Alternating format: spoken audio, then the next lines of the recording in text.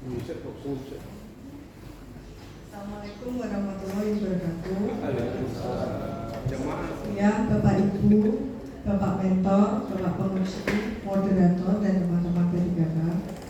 Di sini saya akan mempresentasikan laporan orientasi pengenalan nilai dan etika bagi P3K Badan Keuangan Daerah Kabupaten Semarang. Perkenalkan, nama saya Asti, unit kerja di Badan Keuangan Daerah dengan jabatan penata layanan operasional. Mengapa orientasi P3K yang penting? P3K itu salah satu dari 2 jenis ASN di Indonesia, khususnya di pemerintahan daerah Kabupaten Semarang, yaitu kan ada PNS dan P3K. Di sini P3K diberi pemahaman tentang jati diri dan nilai-nilai yang berakhlak untuk mewujudkan pemerintahan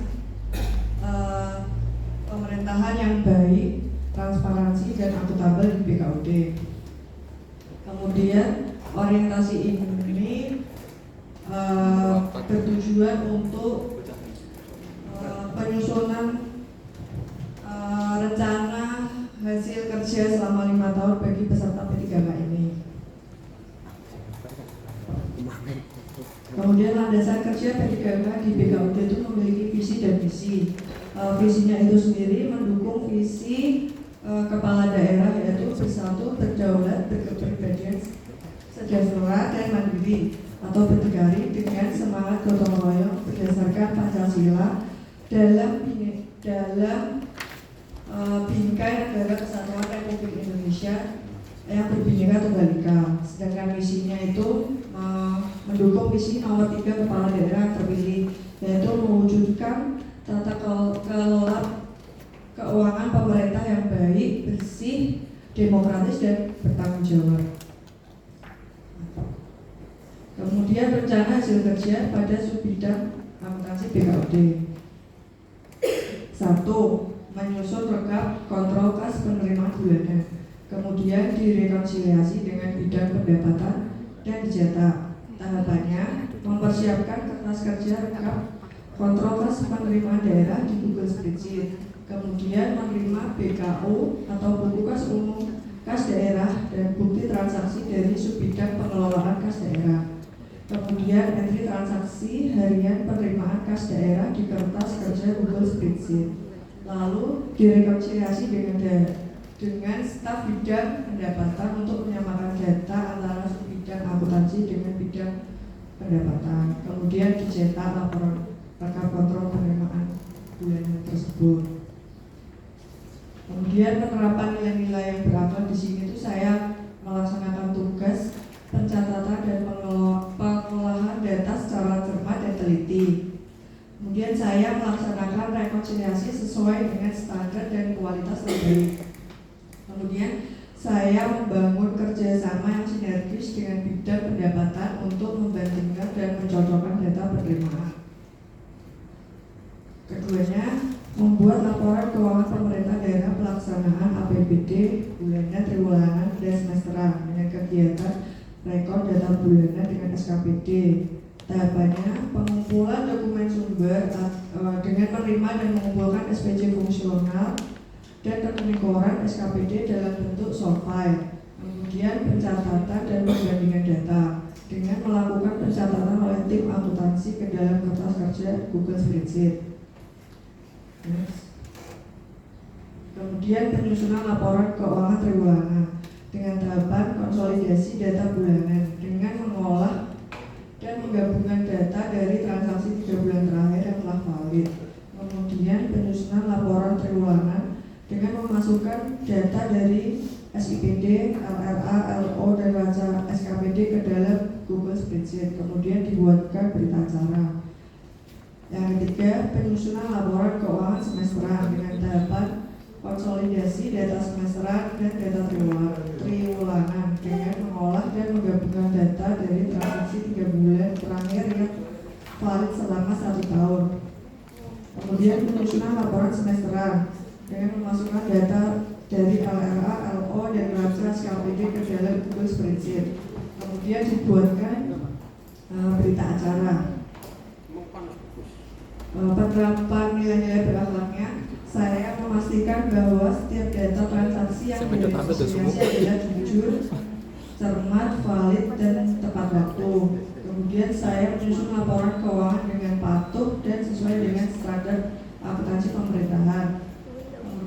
Kemudian saya memaksimalkan data untuk diolah sehingga menghasilkan laporan dengan kualitas terbaik. Jika terjadi selisih data, maka tim akan menanyakan kepada SKPD dan diminta penjelasannya untuk dicatat di kertas kerja. Jadi kesimpulan dari kegiatan orientasi ini itu untuk memberikan pemahaman yang lengkap dan menyeluruh kepada pegawai P3K dalam melaksanakan tugas di Badan Keuangan Daerah. Kegiatan ini itu menjadi landasan untuk memastikan P3K memiliki kompetensi dan integritas yang tinggi agar mampu menjalankan tugas sebagai penata layak operasional dalam mendukung kualitas kinerja tata kelola keuangan daerah. Sekian, terima kasih. Saya kembalikan ke moderator. Baik, terima kasih kepada Ibu Lastri Nugrani yang telah menyampaikan paparannya. Untuk selanjutnya langsung saja kami persilakan kepada Bapak Fatkul Amin Didik selaku penguji untuk memberikan tanggapan dan pertanyaannya. Waktu dan tempat kami persilakan. Assalamualaikum warahmatullahi wabarakatuh. Waalaikumsalam warahmatullahi Buat yang terhormat Bapak Yudi Sugiono selaku Kabid Perbin dan selaku kepada adik-adik peserta orientasi pada siang hari ini. Terima kasih atas paparan yang disampaikan. Kelihatannya di situ cukup jelas tugas-tugas Mbak Asti, apa yang harus dikerjakan, apa yang harus dibacakan, bagaimana penyikapannya. Mungkin ada beberapa yang ingin saya tanyakan, pertanyaannya itu ringan. Yang pertama terkait di di rencana hasil kerja itu kan ada namanya rencana hasil kerja pimpinan yang diintervensi. Pemahaman Mbak Asti terkait intervensi itu bagaimana?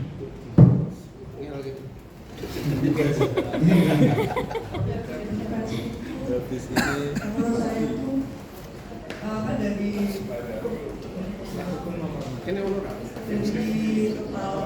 kan dari atasan tuh punya tugas macam-macam diturunkan kepada kepala bidang, dan kemudian ke kasih, terus kasih kepada staf-stafnya. Dan itu salah satu yang ditugaskan kepala bidang saya itu termasuk membantu lah menyusun laporan keuangan daerah APBD Kabupaten Semarang.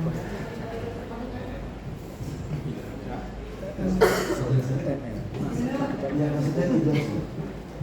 Iya. Ada pemahaman intervensi itu bagaimana. Juga mungkin teman-teman yang di belakang saya memahami intervensi itu bagaimana, mungkin bisa dicari di dan gitu. Terima kasih yang pertama itu. Yang kedua, di kegiatan dan tahapan itu ada untuk yang pekerjaan nomor 2, nomor 1 ya. Kalau dipaparkan nomor 1, tapi kalau di data ini kan yang nomor 2 di balik apa-apa.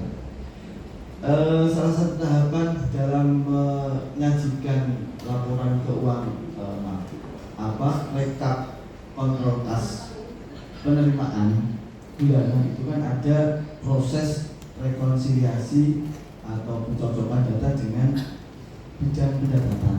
Nah, pertanyaannya itu, jika ternyata saat proses rekon itu ada semacam kayak deadlock itu nggak ketemu siapa yang salah siapa yang benar, apa yang akan Mbak Asti lakukan untuk memecahkan deadlock tersebut?